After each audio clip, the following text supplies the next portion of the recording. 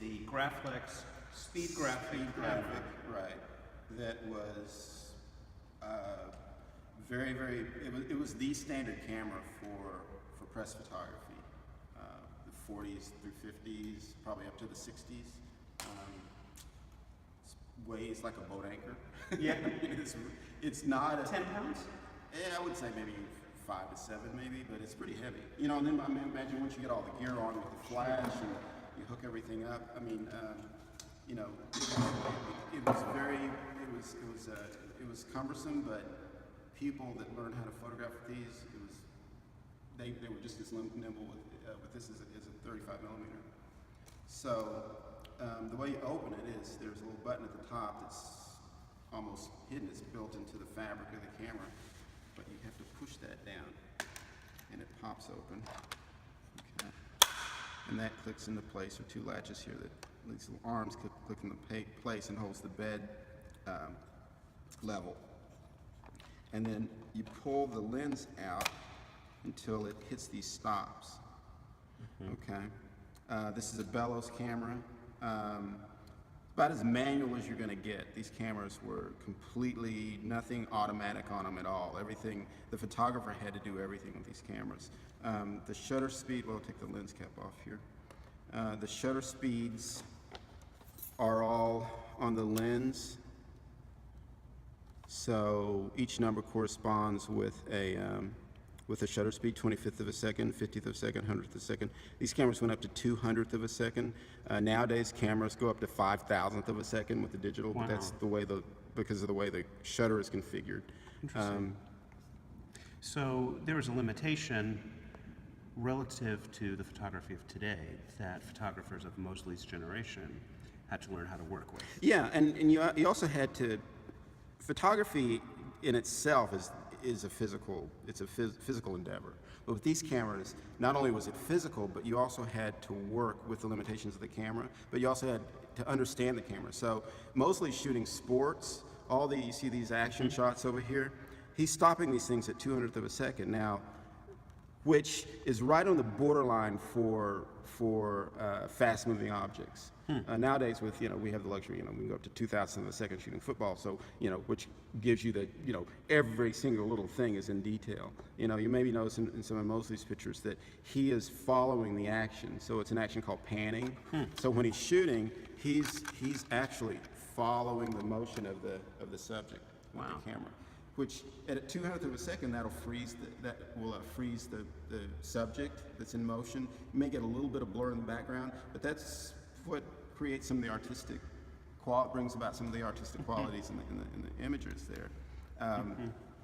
Is the physical process of moving the camera with the subject so that the shutter speed, which is what you're needing to manipulate for something in motion, can actually work with the motion of his physical body moving the camera. Exactly. So now you also have to remember too that he only had one shot with these, right? So I guess we could get into how that worked with the film. So what he would do, this would be, is there film in? Yeah, there's film in here. So what he would do before he went out on a shoot, he would probably load up maybe 8, 10 of these and put them in a case. Okay. We've seen that the case has a compartment for about 10 of these. Yeah. So he has to cart that case with all of his film loaded in there. So the way you load this is, now you have to do all this in the dark, right? So you can't do it. I'm left-handed. If you're right-handed, this little tag would probably go on the bottom. Since I'm left-handed, the way that I always loaded it, there's a notch in the film, and that tells you where the emulsion is, right? So this is the base of the film, this is the emulsion of the film. So with that notch, for me, in my upper left pointy finger, I would put it in, slide it into the holder. Now again, you're doing all this in the dark. In fact, I can probably do it faster in the dark than I can do it in the light because I can see what's going on. But you load it in. There's a little flap here. You flap that down. This is the dark slide. Put it in. You do the same thing from the back. So you have two. Each holder held 2 sheets of film. Okay. So when he went out in the field, he would load his camera and Let me see, it's on this side. Yeah, there should be another part that, Let's take a peek inside the camera. yeah. So you can see the bellows. So you can see the bellows through there. Let me put this on time so you can see how the shutter works. All right. And he would focus on the ground glass when the shutter's open. Well, it depended on what he was shooting. Let me see. Let me get this work to work. Okay, so that cocks the shutter. Okay, so you can see that. Do you see that? Mm-hmm. Okay. So that's the shutter in operation. Okay. So this bellows. What's been replaced in the modern day camera is this is all mechanical now. So when you turn but actually, say on digital cameras, they're all autofocus. Huh. What's happening is there's a formulation of glass in there, and that glass moves back and forth on a little gear. So so there's no bellows in modern day cameras anymore. And what this does is it brings the image in focus by moving the lens back and forth, and the light that goes through the lens is projected back onto the film, right? And that's why you make it. That's why you keep it in focus by moving that back and forth. Wow. So the way that he would photograph this now, if we had that up, so the way the holder works in this camera is it slides in from the right side on a little groove On a track. Here, little track. Right, and then it clips down in there. Oh my God. That holds. So he would have to go through this operation for every two for every photographs? 2 photographs. Wow. Yeah. So, and it depends on the movement of this up on those 2 screws. Right. So, and remember that these holders the film is safe because the dark slide is in, right? The minute you pull the dark slide out, the film's exposed. But it's not exposed now because It's you not haven't exposed. done the shutter. It's not exposed We now haven't because the opened shutter to whatever. You would cock the shutter. Which is basically a spring, right? Right.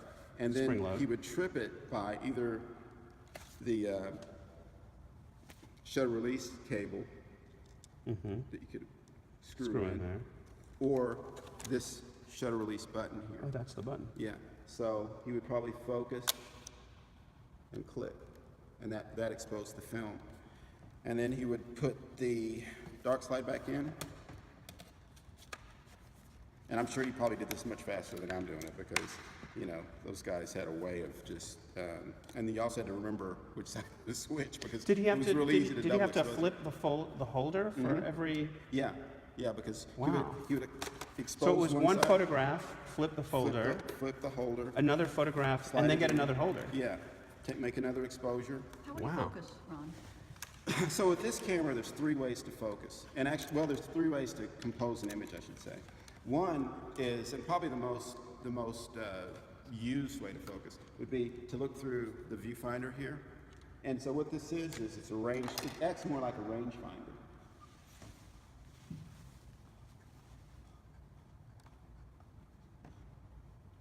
So he would focus that way.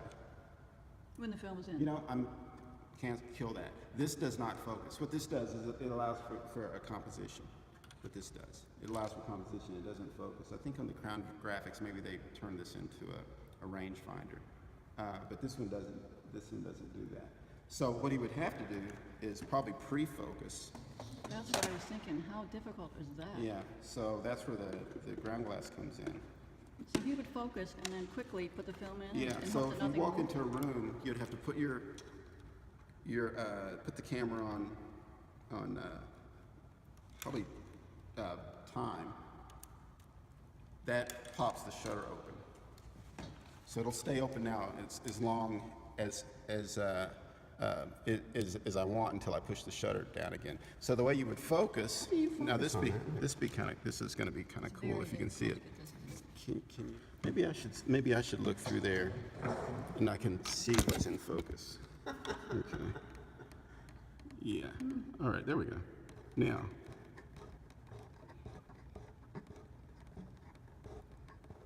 Is it coming into focus? No, it's going out now. That's out. Now it's coming in. Okay. Yeah. Well, I think you might be a little too close too. It's okay if I stand up? Yes. Yeah. Yeah, you're in focus now. It could be just the optics on the, but you're in focus now. Yeah, it's reflecting, so you're Yeah, and upside it's down and reflected. backwards. Yeah, so you're upside down and backwards. Yeah. So you're in focus now. Now what he could do is to determine what his exposure is going to be. Maybe he had a handheld light meter, or he's using some sort of calculation to determine what his shutter is going to be. He would set it at, say, maybe it was 100th of a second. Okay. I'm sorry, yeah, 100th of a second on the leaf shutter. And his aperture would be determined by moving this little And the aperture is the size of the hole. aperture determines the size of the hole that So the how much lens light make. comes in. How much light comes through the lens, right? So if you can see these numbers at the bottom here, that's the aperture. Okay, so he may set it at, let's just say, 100th of a second at f8. Okay, so he would pre-focus and then put the ground glass back, put the dark slide back in. But meanwhile, everybody has moved, so you're at a luncheon at the Pyramid Club, nobody's staying still, right? What he would probably do is get there early and sort of determine where the focus points are. What about Unless- at something like the 10 relays where people are, I mean, Right. nobody's staying still for anything. Right, but he's focusing on the finish line. So, and I see. he has a long depth of field. So he may be shooting at it f16, which means he's going to have pretty good depth of field. So he has decided where his photograph is going to take place. Right. He's focused on that area of space, and Right. he's waiting And for he's the waiting figure to come into his field. Exactly. Wow. Yeah. Yeah. So Ron, you are a lefty, so you're holding the camera in your good hand, Yeah. Oh, there it is. Yeah. and you're having to manipulate these things in your right hand. Right. We can only pray that Mosley was maybe a righty. Right. Because I presume that the camera is designed that all the complicated things happens on the right. Well, it's just like nowadays. Even now, all cameras are designed for right-handed people. I mean, cameras are designed to shoot out of your right eye, and I shoot on my left eye, which means that I'm completely blind when I shoot with the 35. So, everything's designed for right. The world is designed for right-handed people. Once you're lefty, you just come to deal with it. But yeah, I mean, everything was designed for the right hand. It's interesting to think about how the aesthetic, which has a randomness to it, which has an accidental quality to it, is very much connected to the technology of the camera. Like there's a degree to which you can control some things and you probably can't control a whole lot about more. Yeah, it was all connected to the camera. I mean, everything centered around the camera because you had to understand the technology so well that the camera just became an extension of your eye. It wasn't that he was thinking about any of this; he just did it. You just did it. Yeah. It's astonishing to me that he could, capture these extraordinary images which have so much motion and excitement in a camera where you have to focus and then load your film. It's so cumbersome. And then just know how to make your subject fall into your Well, your view. yeah. I mean, that was the magic of using these cameras, and all the people that used these cameras back in the day, they knew how these things worked so well that they could do what it took me probably 15 minutes to do. They could do it in 10 seconds. Ron, it's so great of you to spend the afternoon with us and show us how Mosley's camera works. Yeah. It's very cool.